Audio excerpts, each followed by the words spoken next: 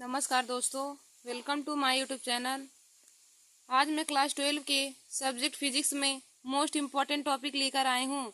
तो देखिए दोस्तों, आज का हमारा यह वीडियो बोर्ड एग्जाम परीक्षा 2025 के लिए जो फरवरी में होने वाला है उसके लिए यह वीडियो बहुत ही महत्वपूर्ण है। तो दोस्तों, आप लोग हमारे इस वीडियो को ज़रूर देख लीजिए और अपने दोस्तों में भी शेयर कर लीजिए। देखिए दोस्तों, आज मैं क्लास 12 के सब्जेक्ट फिजिक्स में अति लघुत्तरी प्रश्न बताऊंगी। तो आज का हमारा टॉपिक है अति लघुत्तरी प्रश्न। देखिए दोस्तों, यूपी बोर्ड की परीक्षा के लिए आज का हमारा यह वीडियो बहुत ही महत्वपूर्ण है। तो जो स्टूडेंट क्लास 12 में हैं वे हमारे इस वीडियो को जरूर देख लें और अपने दोस्तों में भी शेयर कर लें। तो देखिए दोस्तों, हमारा यहाँ पे पहला क्वेश्चन दिया है कि दो आवेशों के बीच वैद्युत बल का सूत्र लिखिए और प्रयुक्त प्रतीकों के नाम लिखिए। दो आवेशों के बीच वैद्युत बल का सूत्र लिखना है हमें और उसमें प्रयुक्त संकेतों का अर्थ बताना है। तो देखिए दोस्तों, दो आवेशों के बीच लगने वाला वैद्युत बल F बराबर होता है 1/4 पाई एप्सिलॉन 0 इंटू Q1 Q2 अपान R स्क्वायर होता है। दो आवेशों के बीच लगने वाला वैद्युत बल F बराबर होता है 1/4 पाई एप्सिलॉन 0 Q1 Q2 अपान R स्क्वायर। देखिए दोस्तों, यही हमारा वैद्युत बल F बराबर फार्मूला होता है 1/4 पाई एप्सिलॉन 0 Q1 Q2 अपान में R स्क्वायर हमारा होता है 1/4 पाई एप्सिलॉन 0 Q1 Q2 अपान R स्क्वायर। यही हमारा वैद्युत बल F का फार्मूला होता है। तो देखिए दोस्तों, हम इसमें प्रयुक्त संकेतों का अर्थ भी हमें बताना है। तो हम लिखेंगे यहाँ पे, देखिए दोस्तों, जहाँ F बराबर हमारा बल है, F वैद्युत बल है, Q1 और Q2 आवेश हैं, Q1 Q2 आवेश हैं और जो स्मॉल r है यह बिंदु आवेश के बीच की दूरी है। जो स्मॉल r है यह बिंदु आवेश के बीच की दूरी है। स्मॉल r जो है दोस्तों वह बिंदु आवेशों के बीच की दूरी है।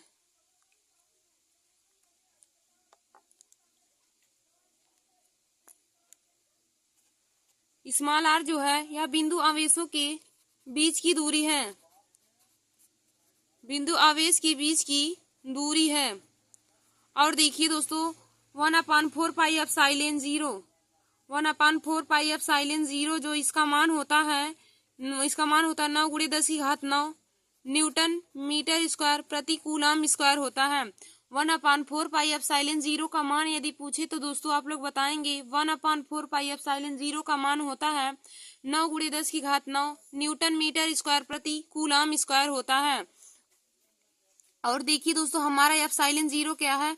तो एप्सिलॉन 0 निर्वात की वैद्युतशीलता है। एप्सिलॉन 0 निर्वात की वैद्युतशीलता है। हम लिखेंगे कि एप्सिलॉन 0 निर्वात की वैद्युतशीलता है। और देखिए दोस्तों, निर्वात की वैद्युतशीलता एप्सिलॉन 0 का मान होता है 8.85 × 10⁻⁻12 कूलम स्क्वायर प्रति न्यूटन मीटर स्क्वायर होता है। देखिए दोस्तों, एप्सिलॉन 0 का मान हमारा क्या हो जाएगा? एप्सिलॉन 0 का मान होता है 8.85 × 10⁻12 कूलम स्क्वायर प्रति न्यूटन मीटर स्क्वायर होता है। और एप्सिलॉन जो है उसको हम निर्वात की वैद्युतशीलता कहते हैं। तो दोस्तों, हमने इसमें प्रयुक्त संकेतों के अर्थ को आप लोगों को बता दिया है और इससे संबंधित क्वेश्चन भी बोर्ड एग्जाम की परीक्षा में पूछा जाता है। तो देखिए, हमारा पहला क्वेश्चन क्या कहा था कि दो आवेशों के बीच लगने वाला वैद्युत बल का सूत्र लिखिए तथा उसमें प्रयुक्त संकेतों के नाम भी लिखिए। तो दोस्तों, हमने आप लोग को बताया कि दो आवेशों के बीच लगने वाला वैद्युत बल का फार्मूला यह बराबर होता है 1/4 पाई एप्सिलॉन 0 Q1 Q2 अपान में R स्क्वायर, यही होता है। और यदि यह ना कहकर हमें पूछे कि कूलाम के नियम का फार्मूला लिखिए तो दोस्तों, कूलाम के नियम का फार्मूला यही होता है। कूलाम के नियम का फार्मूला यह बराबर होता है 1/4 पाई एप्सिलॉन 0 Q1 Q2 अपान R स्क्वायर होता है। और दोस्तों, यदि कूलाम का नियम पूछे तो दोस्तों आप लोग कूलाम के नियम बताएंगे तो हम आप लोग को कूलाम का नियम भी बता देते हैं। तो दोस्तों, कूलाम का नियम होता है कि कूलाम के नियमानुसार किन्हीं दो आवेशों के बीच लगने वाला आकर्षण या प्रतिकर्षण बल दोनों आवेशों के मात्राओं के गुणनफल के अनुक्रमानुपाती तथा उनके बीच की दूरी के वर्ग के व्युत्क्रमानुपाती होता है। देखिए दोस्तों, कूलाम का नियम होता है कि कूलाम के नियमानुसार किन्हीं दो आवेशों के बीच लगने वाला आकर्षण या प्रतिकर्षण बल किन्हीं दो आवेशों के बीच लगने वाला आकर्षण या प्रतिकर्षण बल दोनों आवेशों की मात्राओं के गुणनफल के अनुक्रमानुपाती होता है तथा उनके बीच की दूरी के वर्ग के व्युत्क्रमानुपाती होता है। और देखिए दोस्तों, आकर्षण बल कब लगेगा, कब प्रतिकर्षण बल रहेगा, जब हमारे आवेश समान रहेंगे तो वहां पे प्रतिकर्षण होगा, और जब विपरीत आवेश रहेंगे तो वहां पे आकर्षण होगा। विपरीत आवेश जैसे धन आवेश और ऋण आवेश रहेगा तो वहां पे दोनों आवेशों के बीच आकर्षण होगा, और लेकिन जब हमारा दोनों धन आवेश या फिर दोनों ऋण आवेश होगा तो वहां पे प्रतिकर्षण होगा। तो आप लोग आशा करते हैं कि आप लोग को समझ में आया होगा कि कब आकर्षण बल काम करेगा और कब प्रतिकर्षण बल लगेगा। तो दोस्तों, हमने आप लोग को कूलाम का नियम बताया कि कूलाम के नियमानुसार किन्हीं दो आवेशों के बीच लगने वाला आकर्षण या प्रतिकर्षण बल दोनों आवेशों की मात्राओं के गुणनफल के अनुक्रमानुपाती तथा उनके बीच की दूरी के वर्ग के व्युत्क्रमानुपाती होता है। तो दोस्तों, इसका हम डेरिवेशन भी आप लोग को बताते हैं। तो यह प्रोपोर्शनल हो जाएगा Q1 Q2, इसको हम समीकरण 1 मान लेंगे। यह प्रोपोर्शनल Q1 Q2 इसको समीकरण 1 मान लेंगे। फिर यह प्रोपोर्शनल हो जाएगा 1/r², क्योंकि परिभाषा में कहा है कि कूलाम के नियमानुसार किन्हीं दो आवेशों के बीच लगने वाला आकर्षण या प्रतिकर्षण बल दोनों आवेशों की मात्रा के गुणनफल के अनुक्रमानुपाती होता है। तो आवेशों के गुणनफल की जब अनुक्रमानुपाती होगा तो हम लिखेंगे F अनुक्रमानुपाती Q1 Q2, तो इसको हम समीकरण 1 मान लेंगे। और होता है कि उनके बीच की दूरी के वर्ग की व्युत्क्रमानुपाती होता है, यानी कि यह व्युत्क्रमानुपाती हो जाएगा 1/r² के। तो इसको हम समीकरण 2 मान लेंगे। अब दोस्तों, हम समीकरण 1 और समीकरण 2 को हल करेंगे तो यहाँ से हो जाएगा, हम लिखेंगे समीकरण 1 व समीकरण 2 से, तब हो जाएगा हमारा यह प्रोपोर्शनल Q1 Q2/r²। और देखिए दोस्तों, जब प्रोपोर्शनल का चिन्ह हटता है तो कोई कांस्टेंट लगता है, तो यहाँ पे कांस्टेंट की जगह पे हो जाएगा 1/4πε0। तो यही हमारा कूलाम का नियम वाला फार्मूला आ गया। F = 1/4πε0 Q1 Q2/r²। तो हमने आप लोग को बताया कि कूलाम के नियम का फार्मूला हो जाएगा F = 1/4πε0 Q1 Q2/r²। और हमने इसमें आपको प्रयुक्त संकेतों का अर्थ भी बता दिया। देखिए दोस्तों, जहां पर F हमारा वैद्युत बल होगा, Q1 Q2 बिंदु आवेश होंगे और R बिंदु आवेशों के बीच की दूरी होगी। और देखिए दोस्तों, यदि 1/4πε0 का मान पूछे तो 1/4πε0 का मान होता है 9 × 10⁹ न्यूटन मीटर स्क्वायर प्रति कूलाम स्क्वायर होता है। और यदि एप्सिलॉन पूछे तो देखिए दोस्तों, एप्सिलॉन 0 निर्वात की वैद्युतशीलता होता है। एप्सिलॉन 0 निर्वात की वैद्युतशीलता होता है, जिसका मान होता है 8.85 × 10⁻12 कूलाम स्क्वायर प्रति न्यूटन मीटर स्क्वायर। और दोस्तों, या फिर हम कह सकते हैं इसका मात्रक कूलाम स्क्वायर प्रति न्यूटन मीटर स्क्वायर होता है, या फिर फैराड प्रति मीटर भी इसका मात्रक होता है। निर्वात की वैद्युतशीलता का मात्रक फैराड प्रति मीटर होता है और कूलाम स्क्वायर प्रति न्यूटन मीटर स्क्वायर होता है। देखिए दोस्तों, आप इस बात पर जरूर गौर करिए कि निर्वात की वैद्युतशीलता का मात्रक क्या होता है, क्योंकि यह हर बार ही बहुविकल्पी क्वेश्चन में दे देता है। तो देखिए दोस्तों, निर्वात की वैद्युतशीलता का मात्रक होता है कूलाम स्क्वायर प्रति न्यूटन मीटर स्क्वायर। यदि कूलाम स्क्वायर प्रति न्यूटन मीटर स्क्वायर बहुविकल्पी में ना दिया हो, तो यदि फैराड प्रति मीटर दिया हो तो आप फैराड प्रति मीटर लगाएंगे, लेकिन यदि फैराड प्रति मीटर ना देकर कूलाम स्क्वायर प्रति न्यूटन मीटर स्क्वायर दिया हो तो वहां पे आप कूलाम स्क्वायर प्रति न्यूटन मीटर ही सही लगाएंगे। तो आशा करती हूँ कि आप लोगों को यह पहला क्वेश्चन समझ में आया होगा।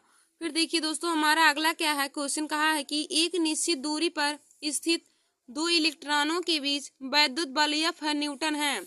एक निश्चित दूरी पर स्थित दो इलेक्ट्रॉनों के बीच वैद्युत बल F न्यूटन है।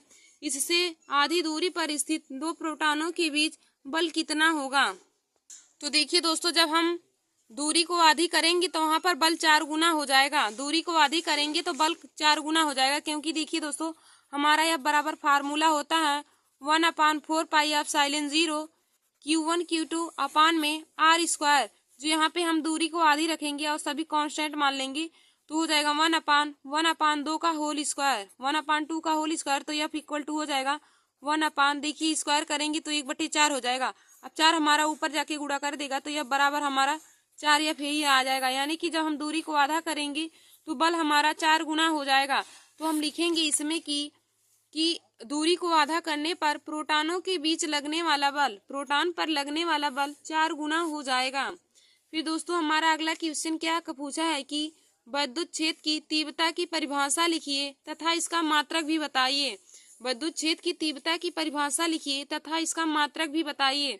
तो देखिए दोस्तों, आप लोग हेडिंग डालेंगे विद्युत क्षेत्र की तीव्रता, आप लोग हेडिंग डालेंगे विद्युत क्षेत्र की तीव्रता। इसमें लिखेंगे कि विद्युत क्षेत्र में किसी बिंदु पर रखे गए धन परीक्षण आवेश Q0 पर लगने वाले बल F और धन परीक्षण आवेश Q0 के अनुपात को उस बिंदु पर विद्युत क्षेत्र की तीव्रता कहते हैं। देखिए दोस्तों, विद्युत क्षेत्र की तीव्रता का परिभाषा क्या हो जाएगा कि विद्युत क्षेत्र में किसी बिंदु पर रखे गए धन परीक्षण आवेश Q0 पर लगने वाले बल F और धन परीक्षण आवेश Q0 के अनुपात को उस बिंदु पर विद्युत क्षेत्र की तीव्रता कहते हैं।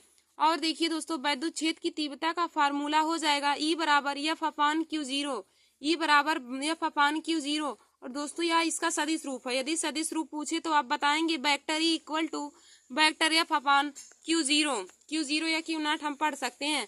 तो विद्युत क्षेत्र की तीव्रता का फार्मूला हो जाएगा E बराबर F अपान Q। दोस्तों E बराबर F अपान Q, यही हमारा विद्युत क्षेत्र की तीव्रता का फार्मूला होता है। और इसका मात्रक क्या हो जाएगा, F का मात्रक न्यूटन होता है और Q का मात्रक कूलाम। तो विद्युत क्षेत्र की तीव्रता का मात्रक हो जाएगा न्यूटन प्रति कूलाम। देखिए दोस्तों, विद्युत क्षेत्र की तीव्रता का मात्रक हो जाएगा न्यूटन प्रति कूलाम। तो हमने आप लोगों को विद्युत क्षेत्र की तीव्रता का परिभाषा और उसका मात्रक बता दिया है। और देखिए दोस्तों, यह उसका फार्मूला होता है विद्युत क्षेत्र की तीव्रता E बराबर F अपान Q0। तो आप लोग इसके फार्मूले को भी जरूर याद कर लीजिए, क्योंकि फार्मूले से संबंधित क्वेश्चन भी बोर्ड एग्जाम की परीक्षा में पूछा जाता है। फिर देखिए दोस्तों, हमारा अगला क्वेश्चन क्या कहा है कि दो बिंदु आवेशों के मध्य लगने वाले आकर्षण तथा प्रतिकर्षण बल के लिए कूलाम के नियम का वेक्टर स्वरूप लिखिए। तो देखिए दोस्तों, हमारा अगला क्वेश्चन है कि दो बिंदु आवेशों के मध्य लगने वाले आकर्षण तथा प्रतिकर्षण बल के लिए कूलाम के नियम का वेक्टर स्वरूप लिखिए। तो देखिए दोस्तों, कूलाम के नियम का वेक्टर स्वरूप हो जाएगा vector F12 equal to 1 upon 4 pi epsilon 0 Q1 Q2 R cube into में वेक्टर R21 हो जाएगा। देखिए दोस्तों, कूलाम के नियम का वेक्टर स्वरूप क्या हो जाएगा, vector F12 equal to 1 upon 4 pi epsilon 0 Q1 Q2 upon में R क्यूब इंटू में हो जाएगा वेक्टर R21 हो जाएगा। यही हमारा कूलाम के नियम का सदिश स्वरूप हो जाएगा। तो दोस्तों, कूलाम के नियम का सदिश स्वरूप आप लोग इस फार्मूले को अपने कॉपी में नोट कर लीजिए। वेक्टर F12 इक्वल टू हो जाएगा 1 upon 4 pi epsilon 0 Q1 Q2 अपान R क्यूब इंटू में वेक्टर R21 हो जाएगा। फिर देखिए दोस्तों, हमारा अगला क्वेश्चन क्या कहा है कि एक कूलाम आवेश में कितने इलेक्ट्रॉन होते हैं। एक कूलाम आवेश में कितने इलेक्ट्रॉन होते हैं। तो यह हमारा दोस्तों यह हमारा क्वेश्चन है, यानी कि न्यूमेरिकल है। यह बोर्ड एग्जाम की परीक्षा में बहुत बार ही पूछा जा चुका है। तो यह बोर्ड एग्जाम की परीक्षा से बहुत ही महत्वपूर्ण है। तो दोस्तों, मैं इसे न्यूमेरिकल को आप लोग को सॉल्व करा देती हूँ कि एक कूलाम आवेश में कितने इलेक्ट्रॉन होते हैं। तो देखिए दोस्तों, हमारा क्वेश्चन कहा है कि एक कूलाम में कितने आवेश होते हैं। तो देखिए दोस्तों, हमारा Q का मान कितना दिया है, Q बराबर 1 कूलाम है और हमें इलेक्ट्रॉनों की संख्या ज्ञात करना है। इलेक्ट्रॉन मतलब N का मान ज्ञात करना है और E बराबर होता है 1.6 गुणे 10 की घात -19 और हमें N का मान ज्ञात करना है। तो देखिए दोस्तों, हमारा फार्मूला क्या होता है, Q N E में संबंध होता है Q बराबर में N इंटू में E। Q और N E में हमारा संबंध होता है Q बराबर में N इंटू में E। और देखिए दोस्तों, हमें N का मान निकालना है। तो N बराबर यहाँ से हो जाएगा Q अपान में E और Q का मान 1 दिया है। E का मान होता है 1.6 गुणे 10 की घात -19। E का मान होता है 1.6 गुणे 10 की घात -19। अब देखिए दोस्तों, हम यहाँ से जब दशमलव हटाएंगे तो ऊपर नीचे हमें 10 का गुणा करना पड़ेगा। तो हम लिख देंगे 10 और बटे में हम और गुणे में देखिए दोस्तों, हम 10 की घात माइनस नीचे 19 है, ऊपर जाएगा तो 10 की घात 19 हो जाएगा। बटे में हमारा 16 हो जाएगा। यहाँ से जब हम ऊपर नीचे 10 का गुणा करेंगे तो जब 1.6 में 10 का करेंगे तो 16 हो जाएगा। और यहाँ पे 1 है, जब उसमें 10 का गुणा करेंगे तो 10 हो जाएगा। अब दोस्तों काटते हैं, देखिए 2 अट्ठे 16, 2 पंचे 10 हो जाएगा। और जब हम भाग देंगे तो यहाँ पे हो जाएगा 0.625 गुणे में 10 की घात 19 हो जाएगा। अब देखिए दोस्तों, फिजिक्स में रूल होता है कि एक अंक पर हमें दशमलव लाना रहता है। तो हम जब दशमलव इधर है इधर ले जाएंगे तो एक घात हमारा घट जाता है। तो हो जाएगा 6.25 गुणे में 10⁻18 कूलाम हो जाएगा। हमें इलेक्ट्रॉनों का मान ज्ञात करना, तो यहाँ पे इलेक्ट्रॉन हो जाएगा। इलेक्ट्रॉनों की संख्या हमारा n बराबर हो जाएगा 6.25 गुणे 10⁻18 इलेक्ट्रॉन हो जाएगा। तो देखिए दोस्तों, हमारा क्वेश्चन क्या कहा था कि 1 कूलाम आवेश में कितना इलेक्ट्रॉन होते हैं। तो हमने सॉल्व किया, हमारा आया 1 कूलाम आवेश में 6.25 गुणे 10⁻18 इलेक्ट्रॉन होते हैं। तो दोस्तों, हम एक बार आप लोग को फिर से यह सवाल बता देते हैं। तो हमारा क्वेश्चन में कहा था कि 1 कूलाम आवेश में कितने इलेक्ट्रॉन होते हैं।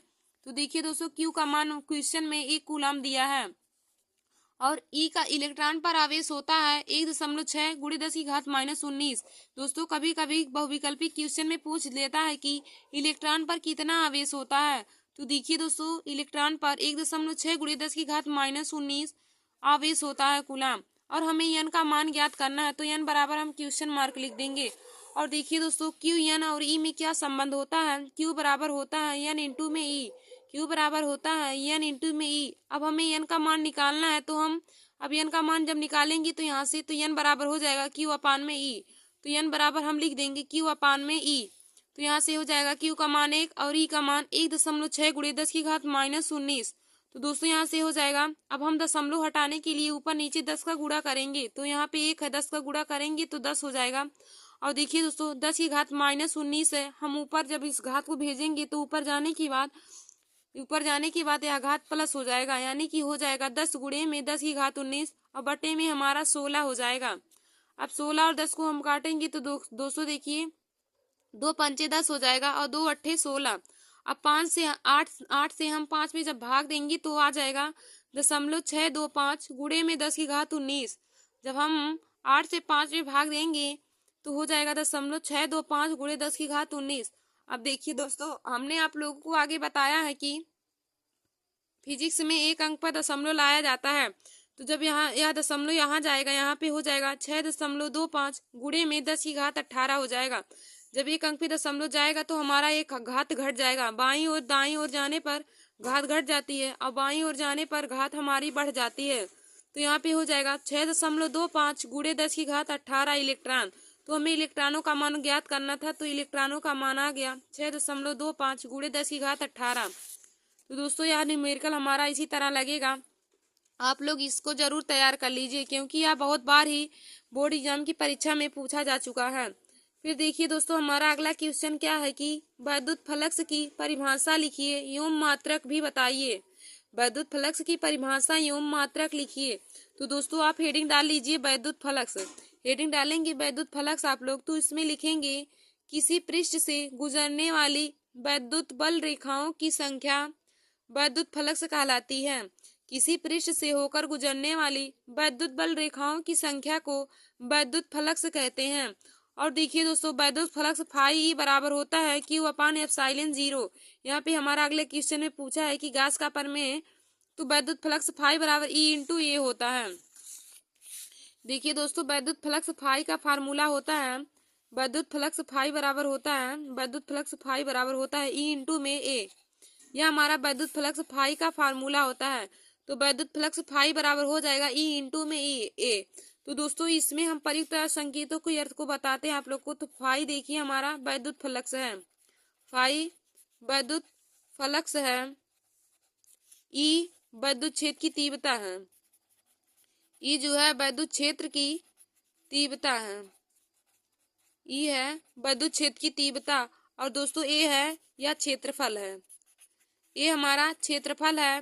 फाई वैद्युत फ्लक्स है, फाई वैद्युत फ्लक्स है, ई वैद्युत क्षेत्र की तीव्रता और ए क्षेत्रफल है। तो वैद्युत फ्लक्स फाई बराबर हो जाएगा ई इंटू में ए। वैद्युत फ्लक्स फाई का फार्मूला होता है ई इंटू में ए। और देखिए दोस्तों, इसमें हमने आप लोग को बताया कि जहाँ पर फाई वैद्युत फ्लक्स है, ई वैद्युत क्षेत्र की तीव्रता है और ए क्षेत्रफल है। तो यहाँ पे हमें क्वेश्चन में कहा था कि वैद्युत फ्लक्स की परिभाषा एवं मात्रक लिखिए। तो देखिए दोस्तों, वैद्युत फ्लक्स का परिभाषा क्या हो जाएगा कि किसी पृष्ठ से होकर गुजरने वाली वैद्युत बल रेखाओं की संख्या के माप को उस पृष्ठ का वैद्युत फ्लक्स कहते हैं। किसी पृष्ठ से होकर गुजरने वाली वैद्युत बल रेखाओं की संख्या के माप को उस पृष्ठ का वैद्युत फ्लक्स कहते हैं। और हमने आप लोग को बताया कि वैद्युत फ्लक्स फाई बराबर हो जाएगा फार्मूला, वैद्युत फ्लक्स फाई बराबर ई इंटू में ए, जहां पर फाई वैद्युत फ्लक्स है, ई वैद्युत क्षेत्र की तीव्रता है और ए क्षेत्रफल है। और देखिए दोस्तों इसका मात्रक क्या हो जाएगा, तो वैद्युत फ्लक्स का मात्रक हो जाएगा न्यूटन मीटर स्क्वायर प्रति कूलम। वैद्युत फ्लक्स का मात्रक हो जाएगा न्यूटन मीटर स्क्वायर प्रति कूलम हो जाएगा। फिर देखिए दोस्तों हमारा अगला क्या क्वेश्चन कहा है कि स्थिर वैद्युतिकी में गैस के प्रमेय को गणितीय रूप में लिखिए। स्थिर वैद्युतिकी में गैस के प्रमेय को गणितीय रूप में लिखिए। तो देखिए दोस्तों गैस का प्रमेय फाई ई बराबर होता है Q upon epsilon zero. Gauss का प्रमेय होता है phi E equal to Q upon epsilon zero. तो देखिए दोस्तों हम आप लोगों को गाउस का प्रमेय भी बता देते हैं। गाउस का प्रमेय यह भी बहुत ही बोर्ड एग्जाम की परीक्षा के लिए बहुत ही महत्वपूर्ण टॉपिक है, क्योंकि यह हर बार ही बोर्ड एग्जाम की परीक्षा में पूछा जाता है। तो देखिए दोस्तों आप लोग हेडिंग डालेंगे गाउस का प्रमेय, तो गाउस का प्रमेय में लिखेंगे कि कार्ल फ्रिजरिच ने अपने प्रयोगों का अध्ययन करके बताया कि किसी बंद पृष्ठ से होकर गुजरने वाला वैद्युत फ्लक्स उस पृष्ठ द्वारा परिबद्ध कुल आवेश का 1/एप्सिलॉन गुने के बराबर होता है। किसी बंद पृष्ठ से होकर गुजरने वाला वैद्युत फ्लक्स उस पृष्ठ द्वारा परिबद्ध कुल आवेश Q का 1/एप्सिलॉन गुने के बराबर होता है। हमारा गाउस का प्रमेय होता है कि किसी बंद पृष्ठ से होकर गुजरने वाला वैद्युत फ्लक्स उस पृष्ठ द्वारा परिबद्ध कुल आवेश Q का 1/एप्सिलॉन गुने के बराबर होता है। तो दोस्तों वैद्युत फ्लक्स फाई ई का फार्मूला हो जाएगा फाई ई बराबर हो जाएगा Q अपान एप्सिलॉन जीरो। फाई ई बराबर हो जाएगा Q अपान एप्सिलॉन जीरो। और देखिए दोस्तों जहां पर फाई ई हमारा वैद्युत फ्लक्स है, Q आवेश है और एप्सिलॉन जीरो निर्वात की वैद्युतशीलता है। एप्सिलॉन जीरो निर्वात की वैद्युतशीलता है। और देखिए दोस्तों एप्सिलॉन जीरो का मात्रक होता है कूलम स्क्वायर प्रति न्यूटन मीटर स्क्वायर। आप लोग इस मात्रक को जरूर याद करिए, क्योंकि यह हर बार ही ऑब्जेक्टिव क्वेश्चन में पूछा जाता है कि निर्वात की वैद्युतशीलता का मात्रक क्या होता है।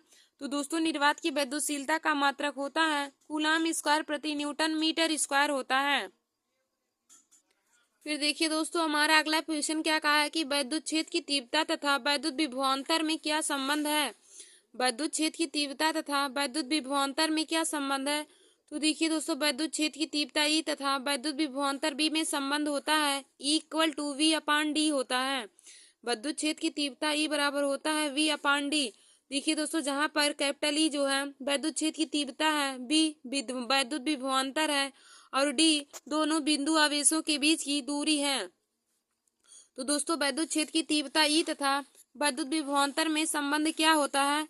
तो वैद्युत क्षेत्र की तीव्रता ई तथा वैद्युत विभवांतर में संबंध हो जाएगा E equal to V upon D. यही हमारा वैद्युत क्षेत्र की तीव्रता तथा वैद्युत विभवांतर में संबंध हो जाएगा E equal to V upon D. देखिए दोस्तों जहां पर ई वैद्युत क्षेत्र की तीव्रता, बी वैद्युत विभवांतर और डी दोनों आवेशों के बीच की दूरी है। फिर दोस्तों अगला हमारा क्वेश्चन क्या बोला है कि आवेशों के मध्य लगने वाले वैद्युत बल की सहायता से वैद्युत क्षेत्र की तीव्रता वैद्युतशीलता एप्सिलॉन जीरो का वीमी समीकरण निकालिए।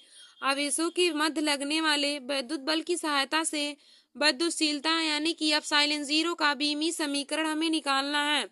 तो देखिए दोस्तों दोनों बिंदु आवेशों के बीच लगने वाला आकर्षण बल वैद्युत बल का फार्मूला होता है वैद्युत बल F बराबर 1/4 pi epsilon zero Q1 Q2 अपान R स्क्वायर से हम इसका निकालेंगे बीमी सूत्र। तो एप्सिलॉन यहाँ से हम अगर एप्सिलॉन जीरो का मान निकालना चाहे तो एप्सिलॉन जीरो बराबर क्या हो जाएगा 1/4 पाई F इंटू में Q1 Q2 अपान में R स्क्वायर हो जाएगा।